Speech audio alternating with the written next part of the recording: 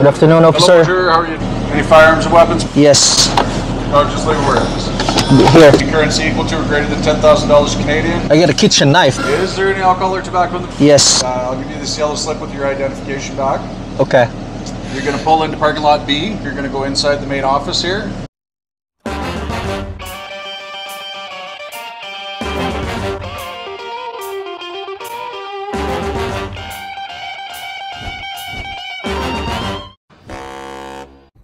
Hello mga idol, nandito na naman tayo sa new episode ng Dong's Bisdak. So, I know mga idol, I owe you something. Actually, I did start this channel of mine November last year. Then I stopped around early January. During that more or less 2 months, I gained around like 13,000 subscribers. Then I feel na hindi siya enough mga lods to monetize or at least to gain some living out of making a video. 2 months later, I decided to go back, and this time I don't want to have like making a living. I just want to have some fun doing some video, and that's the reason why I'm back. So for those people that are new to my channel, my name is Dong's Bisdak, and I was traveling with my RV from Seattle, Washington, from the West Coast. Then I drove from Seattle, Washington, moving to the south to California. I went to Arizona, Las Vegas, going all over each state in the US, from the southern state until Florida, then Florida to going north to Canada. So from Florida, New York, and New York to until I reach Canada. So that was my goal. I was able to make my goal. However, I didn't post some video mga lods. So ito na yung mga video na ito. I'll continue doing some videos. But this time, i-focus ko sa video is the crossing between Canada. Border crossing ito mga lods, land crossing from from US to Canada. Because as a Filipino mga lods, we usually fly. Sa Pilipinas kasi mga idol, we are islands. Para makalabas tayo ng ibang bansa, we need to fly. Pero dito sa Canada, US, it's land border lang. Itong nakikita nyo sa mapa mga lods is yung land border ng US at saka Canada. Then may mga entry point ito mga lodi. Number 1, dyan sa Buffalo, New York. And number 2, malapit sa Kingston, Canada. I decided to cross in number 2 mga lods, near Kingston, Canada. Hello mga lods, nandito na ako sa Buffalo, New York. Few miles na lang, darating ako sa Toronto. So kasi dito sa US, maraming supply kami ng attack helicopter. Kaya yung remaining, binitay na lang namin. Binitay namin. Gandang tingnan mga lods, nakabitay. Hindi yan plastic lods ha. Totoong helicopter yan. I think it's Bell CH-1 Cobra helicopter.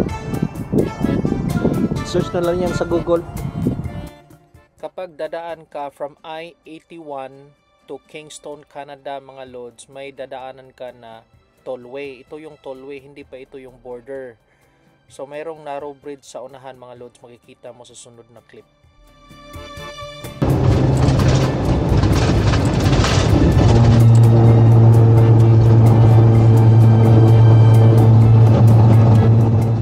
Ang bilis ng takbo mga lods, mga around 100 kilometers per hour to 120 kilometers per hour. Then marami pang mga semi-truck. Then napaka-narrow pa ng bridge. So I don't recommend na dito dadaan mga lods. Ito na yung border mga lods. Tingnan natin. Hindi masyado mahaba yung lines, which is good. 4. This is 4. Dito tayo. 3 lanes lang yung open nila ngayon.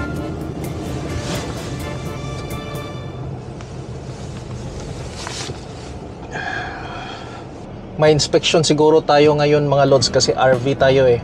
Usually yung RV may inspection yun. Madali lang mga lods, oh. We're third after the current person. Yung plate number mga lods, Ontario na, Canada. So yung official language ng Canada mga lods is English at saka French. Kaya dalawa yung stop nila yun, no? Yung isa English itaas, then sa baba naman is French. Yung US walang official language mga lods, but everybody speaking English. Tayo nang susunod mga lods. Iwan ko ba bakit ganito palagi akong nag-cross the border, but every time I cross the border parang may daga yung kasing-kasing ko. May kaba pa rin. Siguro I'm afraid for second inspection because may konting interrogation doon sa loob. I'm sure second inspection tayo nito mga lods, usually yung RV. Ito na mga idol, wish me luck.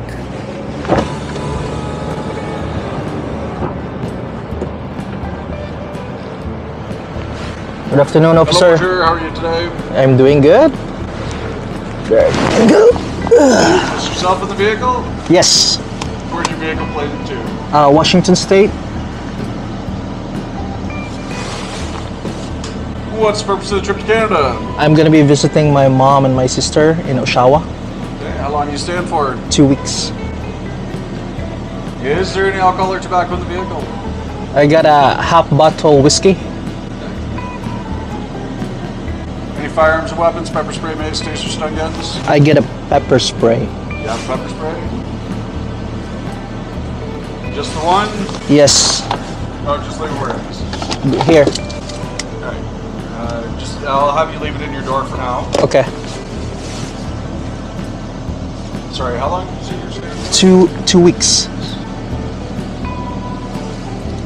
No other self-defense tools like brass knuckles No. or anything along those lines? No. I got a kitchen knife, but it's a kitchen knife. Any currency equal to or greater than $10,000 Canadian? No.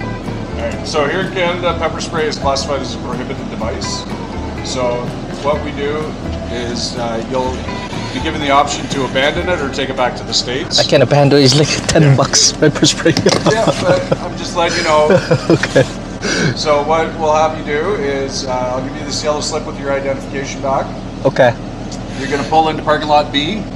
So just ahead of you to the left a little bit. Left. Okay. Okay. Yeah, pull into B. Grab your pepper spray. Take this yellow slip with your identification. You're going to go inside the main office here. Okay. And the officers will fill out the paperwork for you. Okay. Thank you so much, sir. Have a good day and drive safe. Yep, sure.